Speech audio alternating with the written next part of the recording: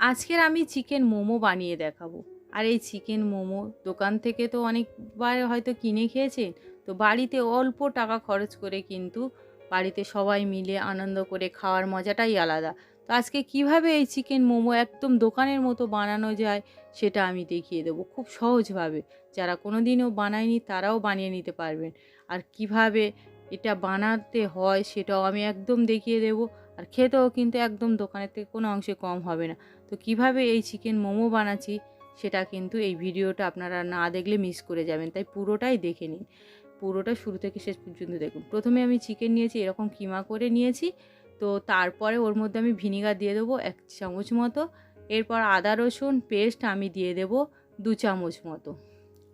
এখানে চিকেন কিন্তু আমার 300 গ্রাম, আর স্প্রিং অনিয়ন দিয়ে দেবো 1 মুঠো, আর 2টো মিডিয়াম সাইজের পেঁয়াজ কুচি করে নেওয়া দেবো, এইরকম মিহি কুচি। এবার লাল লঙ্কা, আমি কাঁচা লঙ্কা দিইনি, লাল লঙ্কাটা দিয়ে দিয়েছি 2টো। ঝালটা আপনারা বুঝিয়ে দেবেন। ধনেপাতা কুচি দিলাম 1 মুঠো, আর সয়া সস দেবো 1 চিপি বা 1 চামচ। এরপরে লবণ স্বাদ মতো দিয়ে দেব, আর গোলমরিচ গুঁড়ো দেবো 1.5 চামচ মতো। গোলমরিচ লাল লঙ্কার গুঁড়ো দেবো 1 চামচ, ঝালটা বুঝে দেবেন। কাশ্মীরি লঙ্কা গুঁড়ো দেবো 1/2 চামচ রঙটা সুন্দর আসার জন্য। এরপর হাত দিয়ে ভালো করে মেখে নেব, খুব সুন্দর করে এটা মেখে নেব। যখন মাখা হয়ে যাবে এটা আমি আধ ঘন্টা রেস্টে রেখে দেবো, বা ম্যারিনেট করা অবস্থায় এই আধ ঘন্টা আমি সাইডে এটা সরিয়ে রেখে দেবো, তাহলে পুরটা খুব সুন্দর হবে। তো এরপরে মাখা হয়ে গেছে, আমি রেখে দেবো সাইডে।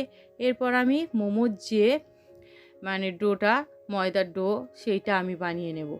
তো তার জন্য আমি ময়দা নিয়ে নিলাম পরিমাণ মতো। ওর মধ্যে আমি লবণ দিয়ে দেবো স্বাদ মতো, আর সাদা তেল দিয়ে দেবো এখানে 2 চামচ মতো। তারপর হাত দিয়ে একটু ময়ান করে নেব। ময়ান করে নেওয়া হয়ে গেলে ওর মধ্যে আমি উষ্ণ গরম জল দিয়ে কিন্তু আমি ময়দাটা মেখে নেব। এখানে উষ্ণ গরম জল দিয়ে আপনারা মাখবেন, দেখবেন মোমোটা কতটা সফট হবে। কোনো রকমে অনেক সময় কামড়ে চামড়া চামড়া মতো হয়, ওরকম হবে না। একটু উষ্ণ গরম জল দিয়েই মাখবেন। তো তারপরে উষ্ণ গরম জল দিয়ে খুব সুন্দর করে একটা সফট ডো হবে, কিন্তু ডোটা আবার পাতলা মতো হবে না, একটু টাইট টাইট হবে। ডোটা আপনারা দেখেই বুঝতেই পারবেন কেমন হচ্ছে। তো ডোটা ঠিক এই রকমভাবে একটু ভালো করে মেখে নিতে হবে, এরকম হবে। হাত দিয়ে চাপ দিয়ে এরকম দেখবেন, এই রকমই হবে।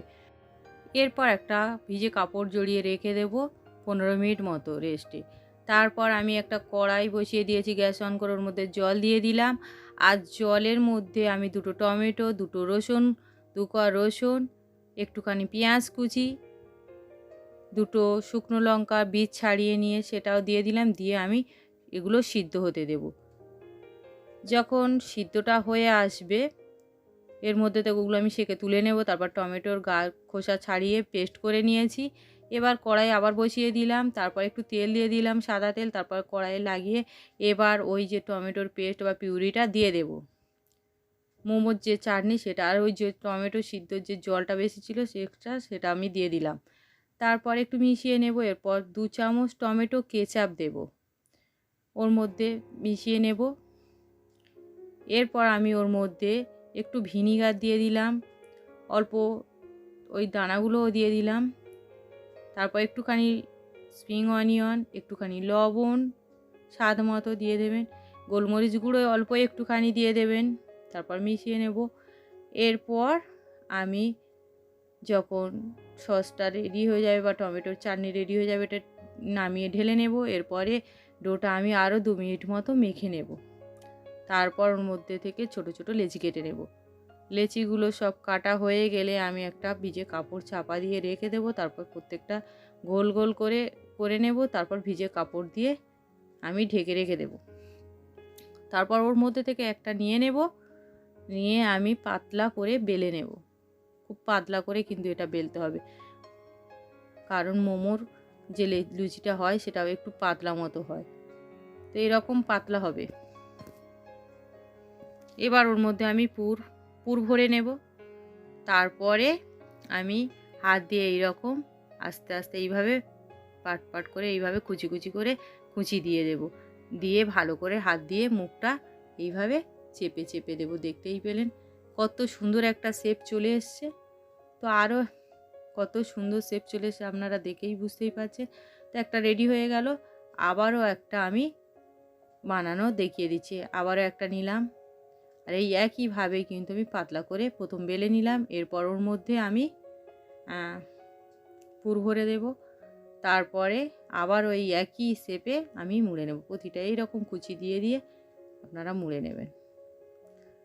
তো এটাও মুড়ে নেওয়া হয়ে গেল। তো এইভাবে বাকি সবগুলো আমি মুড়ে নেব। সমস্ত সবগুলো মোড়া হয়ে গেলে আমি দেখাচ্ছি, দেখুন সবগুলো আমার কিন্তু মুড়ে নেওয়া হয়ে গেছে। এবার এগুলো সাইডে সরিয়ে রাখবো। তারপর গ্যাস অন করে ওর উপরে গ্যাসের উপরে একটা কড়াই বসিয়ে ওর মধ্যে আমি জল দিয়ে দিয়েছি, আর একটা ছিদ্র থালা নিয়েছি, ওর মধ্যে একটু তেল লাগিয়ে নিয়েছি। এরপর মোমোগুলো আমি সাজিয়ে দেব। তারপরে আমি একটা প্লেট চাপা দিয়ে স্টিম করে নেব 12 থেকে 15 মিনিট মতো। তো এটা চেক করে দেখব। দেখুন হাত দিয়ে এখনও হয়নি, কালারটা চেঞ্জ হয়নি।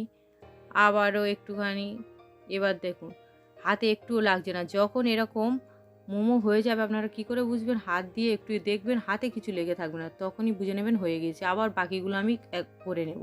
তো সবগুলো মোমো আমার রেডি হয়ে গিয়েছে। তো এইভাবে আপনারা বাড়িতে চিকেন মোমো বানাবেন, আর সঙ্গে টমেটোর চাটনি। তো এই চিকেন মোমো আপনারা এইভাবে বানাবেন, আর কেমন হয়েছে সেটা আমাকে জানাবেন। আপনারা যদি এইভাবে বানান না, আর বাইরে কিনে খাওয়ার ইচ্ছাই হবে না। বাড়িতেই মনে হবে বানিয়ে সবাই মিলে খায়। বাইরে কিনে খেতে অনেক টাকা, কিন্তু এখানে ওই অল্প টাকায় অনেকজনে মিলে খাওয়া যাবে, মজা করেও খাওয়া যাবে। তো অবশ্যই আপনারা বানাবেন, আর কেমন হয়েছে আমাকে কমেন্ট করে জানাবেন। আমার এই রেসিপিটা যদি ভালো লাগে তাহলে আমার চ্যানেলকে লাইক, কমেন্ট, শেয়ার ও সাবস্ক্রাইব করে পাশে থাকা বেল আইকন প্রেস করে দেবেন, যাতে আমি পরবর্তী ভিডিও দেওয়ার সঙ্গে সঙ্গে আপনারা প্রথমেই দেখতে পান। সবাই ভালো থাকবেন, সুস্থ থাকবেন।